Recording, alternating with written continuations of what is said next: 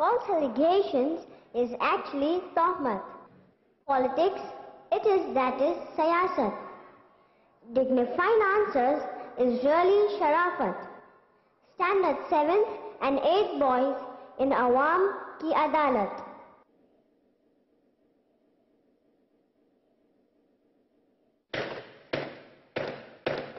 عدالت کی کارروائی شروع کی جائے. ہم عدالت کی طرف سے نیوز چینل، پریس اور تمام حاضرین کا استقبال کرتے ہیں جو ہمارے درمیان موجود ہیں. آج ہم عدالت میں ایک ایسے شخص کو بلا رہے ہیں جس نے مختلف مذہبی کتابوں کا تقابلی مطالعہ کیا ہے. حق بات کہنا جس کی خاصیت ہے، جو یہ کہتا ہے کہ بھائی چارگی تبھی قائم ہو سکتی ہے جب ہر آدمی کم از کم ان باتوں پر عمل کرے تو سارے مذاہب میں یکساں ہے. وہ شخص تعلیم کے اعتبار سے MBBS ڈاکٹر ہے اور ایک مشہور اسکالر اور پورے دنیا کے اندر شہرت پانے والی پیس ٹی وی کا بانی، جس نے حق کا پیغام پہنچانے کے لیے 1000 سے زائد تقریریں کی ہیں. جج صاحب، اس ملزم کو عدالت میں پیش کرنے کی اجازت چاہتا ہوں. اجازت ہے. بین الاقوامی شہرت یافتہ اسلامی اسکالر ڈاکٹر ذاکر عبدالکریم نائک عرف ابو فارق تشریف لا رہے ہیں.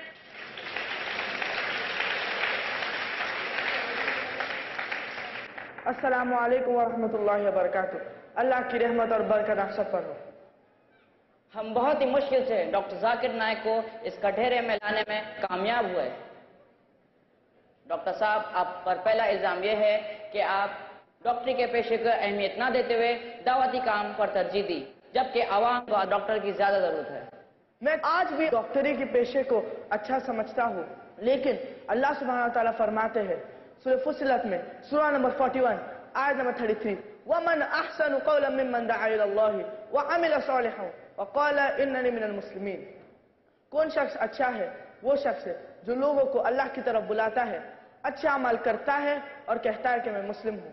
میں سمجھتا ہوں کہ آج انسانوں کو ڈاکٹری کے پیشے سے زیادہ داعی کی ضرورت ہے. اسی لیے میں نے ڈاکٹری کے پیشے کو چھوڑ کر اس سے بہتر کام اپنایا ہوں اور میں ڈاکٹر آف باڈی سے ڈاکٹر آف سول میں بدل گیا، یعنی جسمانی ڈاکٹر سے روحانی ڈاکٹر بدل. تو آپ ابھی بھی ڈاکٹر ہیں؟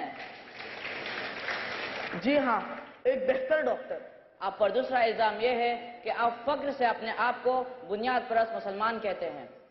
سب سے پہلے ہم کو یہ جاننا چاہیے کہ بنیاد پرست کی معنی کیا ہے. بنیاد پرست وہ شخص ہے جو شدت سے بنیادی باتوں پر عمل کرتا ہے. مثال کے طور پہ جیسے کہ آپ وکیل ہیں، اگر ایک وکیل کو اچھا وکیل بننا ہے تو اس کے لیے ضروری ہے کہ وہ وکالت کی بنیادی باتوں پر عمل کرے. جب تک وہ وکالت کی بنیادی باتوں پر عمل نہیں کر سکتا تو وہ اچھا وکیل نہیں بن سکتا. ہم نہیں کہہ سکتے کہ بنیاد پرست اچھا ہے یا برا ہے. ہمیں پہلے یہ جاننا چاہیے کہ وہ کس میدان میں بنیاد پرست ہے. ان وچ فیلڈ از اے فنڈامنٹلسٹ. مثال کے طور پہ اگر ایک چور ہے جس کا پیشہ ہے چوری کرنا تو وہ معاشرے کے لیے اچھا نہیں ہے، تو بنیاد پرست اچھا نہیں ہے. دوسرا، ہمارے معاشرے میں ایک بنیاد پرست ڈاکٹر ہے جس کا پیشہ ہے انسانوں کی زندگی کو بچانا اور وہ ہزاروں انسانوں کی زندگی کو بچاتا ہے. یہ ایک بنیاد پرست ڈاکٹر ہے، لیکن یہ بنیاد پرست ڈاکٹر معاشرے کے لیے اچھا ہے. جہاں تک میرا تعلق ہے میں الحمدللہ ایک بنیاد پرست مسلم ہوں اور مجھے فخر ہے کہ میں ایک بنیاد پرست مسلم ہوں. I am proud to be a fundamentalist Muslim کہ میں الحمدللہ اسلام کی بنیادی باتوں کو جانتا ہوں اور اس کے پر عمل کرتا ہوں. اسی لیے مجھے فخر ہے کہ میں ایک بنیاد پرست مسلم ہوں اور میں جانتا ہوں کہ اسلام کی ایک بھی بنیادی باتوں ایسی نہیں ہے جو انسانیت کے خلاف ہے. بنیاد پرست کے ساتھ ساتھ آپ پر یہ بھی الزام ہے کہ آپ اپنے آپ کو شدت پسند مسلمان کہتے ہیں اور دوسرے مسلمانوں کو بھی ایسا بنانا چاہتے ہیں. جب لوگ کہتے ہیں کہ مسلمان شدت پسند ہے تو مسلمان جواب دیتے ہیں نہیں ہم شدت پسند نہیں ہے، ہم بنیاد پرست نہیں ہے. میں کہتا ہوں کیا برا ہے شدت پسند ہونے میں؟ میں کہتا ہوں میں شدت پسند ہوں. I am an extremist. میں شدت سے عدل کرتا ہوں، میں شدت سے محبت کرتا ہوں، میں شدت سے دیار کرتا ہوں، میں شدت سے ایماندار ہوں. میں شدت پسند ہوں. کیا برا ہے شدت پسند ہونے میں؟ اور شدت پسند کے ساتھ ساتھ قرآن میں لکھا ہے ہمیں عدل بھی کرنا چاہیے. ایسا نہیں کہ اگر ہمارا فائدہ ہے تو عدل کرے اور اگر ہمارا فائدہ نہیں ہے تو نہیں کرے. تو اسی طریقے سے ہمیں صرف صحیح چیز میں شدت پسند ہونا چاہیے. We should only be an extremist in the right direction. غلط چیز میں شدت پسند نہیں ہونا چاہیے.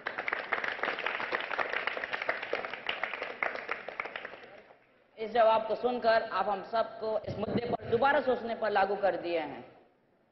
सर, दहशतगर्दी की मुख्तसर तारीख बताएं। क्या माजी में दहशतगर्दी हुई है? अगर हुई है तो वो लोग कौन थे? अगर हम दहशतगर्दी की हिस्ट्री देखते हैं तो दुनिया में जिसने सबसे ज्यादा कत्ल किया है वो है हिटलर। 60 लाख यहूदियों का कत्ल किया है उसने। हिटलर की वजह से सेकेंड वर्ल्ड वॉर हुई है जिसमें 6 करोड़ लोग मारे गए। हिटलर कौन था? क्रिश्चियन था, मुस्लिम नहीं था। जोसेफ स्टालिन, जिसे द मैन ऑफ स्टील कहा जाता है, उसने 2 करोड़ मासूम लोग को मारा, 1 करोड़ 45 लाख लोगों को भूखा मारा। मुसोलिनी 4 लाख से ज्यादा लोगों का कत्ल किया। ये सब लोग कौन थे? गैर मुस्लिम थे, मुस्लिम नहीं थे। अशोका कौन था? हिंदू था। कलिंगा की वॉर में 1 लाख से ज्यादा लोगों का कत्ल किया। उनके मुकाबले में अगर कोई मुस्लिम रूलर को देखे तो मुझे हिटलर, जोसेफ स्टालिन, मुसोलिनी के करीब कोई भी नहीं नजर आता। कुछ मुस्लिम रूलर भी थे, मसलन सद्दाम हुसैन, मोहम्मद सुहर्तो वगैरह, लेकिन हिटलर, जोसेफ स्टालिन, मुसोलिनी के मुकाबले में बहुत कम है। अगर हम मुसलमान का परसेंटेज देखें तो बिल्कुल नहीं के बराबर है। डॉक्टर साहब, आजकल ये आम हो गया है कि सारे मुसलमान आतंकवादी नहीं, लेकिन सारे आतंकवादी मुसलमान हैं। कहीं आप मुझ पर दहशतगर्दी का इल्जाम नहीं लगा रहे? नहीं नहीं, हम आपकी सिर्फ राय जानना चाहते हैं। सारे दहशतगर्द मुसलमान हैं, मैं इस बात से इत्तेफाक नहीं करता हूं। अगर सारे दुनिया में किए जा रहे आतंकवादी हमले पर नजर डालते हैं तो पता चलता है कि मुसलमान ही नहीं बल्कि सारे मजहब के लोग दहशतगर्दी में मुलविस है। यूरोप में IRA, आयरिश रिपब्लिकन आर्मी, एक आतंकवादी तंजीम है जो पिछले 1 सदी से सारे यूरोप पर आतंकवादी हमले कर रहे हैं। युगांडा में लॉर्ड सैल्वेशन आर्मी है, मिजोरम में क्रिश्चियन माइजोज है, नागालैंड में क्रिश्चियन नागाज है। आज भी आतंकवादी हमले कर रहे हैं। ये सब ईसाई आतंकवादी तंजीमें हैं। जर्मनी में बदर मैनहोफ गैंग है, इटली में रेड ब्रिजेस है, जापान में जापान रेड आर्मी है, स्पेन और फ्रांस में ETA है, हिंदुस्तान में माओइस्ट सबसे खतरनाक आतंकवादी ग्रुप है। इसके हिंदुस्तान के 600 में से 150 से ज्यादा डिस्ट्रिक्ट पर गिरफ्त है। ये सारे के सारे सेकुलर आतंकवादी तंजीमें हैं। श्रीलंका में LTT एक हिंदू आतंकवादी ग्रुप है जिसने पहली बार सुसाइड बॉम्बिंग का इस्तेमाल किया था और इनमें से एक को राजीव गांधी का कत्ल में भी इस्तेमाल किया गया था।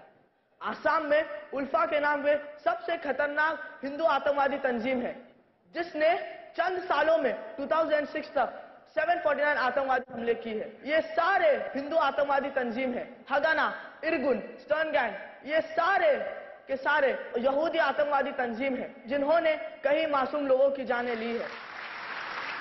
डॉक्टर साहब, आपका जवाब सुनकर ये बिल्कुल वाज़ेह हो गया है कि आतंकवादी मुसलमानों की विरासत नहीं है। लेकिन क्या कुरान मुसलमानों को जिहाद करने के लिए नहीं कहता है? मैं ये नहीं कहता हूँ कि कुरान में लड़ने को नहीं कहा गया है, मगर जहां भी कुरान में लड़ने को कहा गया है वो या तो सेल्फ डिफेंस में या फिर जुल्म के खिलाफ।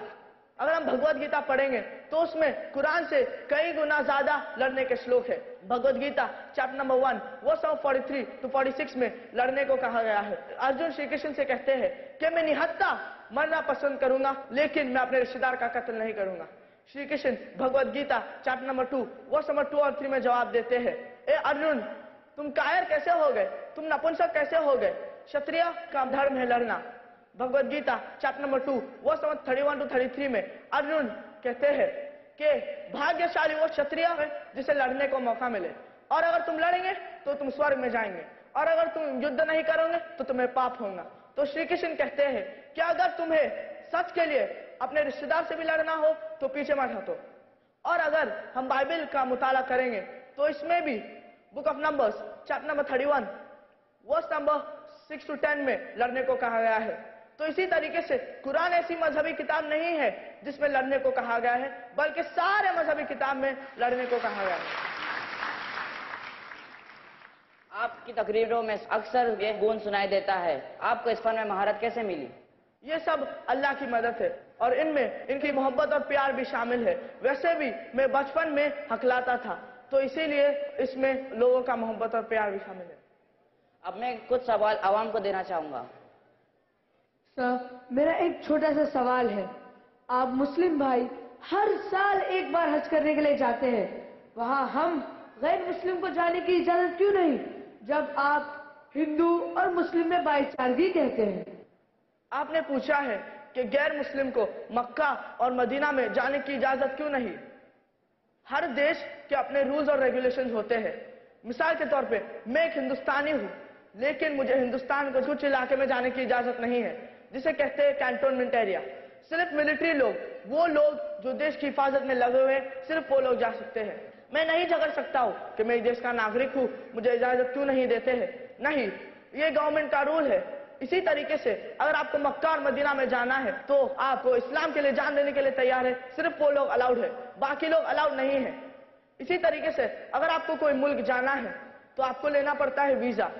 जब मैं सिंगापुर पहली बार गया था तो इमिग्रेशन फॉर्म पे लिखा हुआ था डेथ टू ड्रग ट्रैफिकर्स। तो अगर मुझे वहां जाना है तो मुझे तस्लीम करना पड़ेगा कि अगर मेरे पास ड्रग्स है तो मुझे सजाए मौत। मैं नहीं कह सकता हूं सजाए मौत इतनी सख्त सजा मानो, वरना सिंगापुर में जाना ममनू। इसी तरीके से मक्का और मदीना में जाने का वीजा सिर्फ आप जबान से कहिए ला इलाहा इल्लल्लाह मुहम्मदुर रसूलुल्लाह।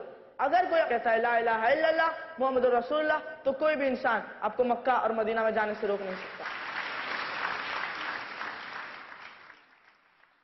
अब हम आखिर में जज साहब का फैसला सुनना चाहेंगे।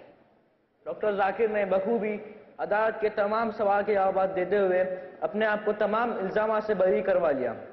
लेकिन डॉक्टर जाकिर नाइक को अदालत तभी बाइज्जत बरी करेगी जब वो अवाम को कोई पैगाम देंगे।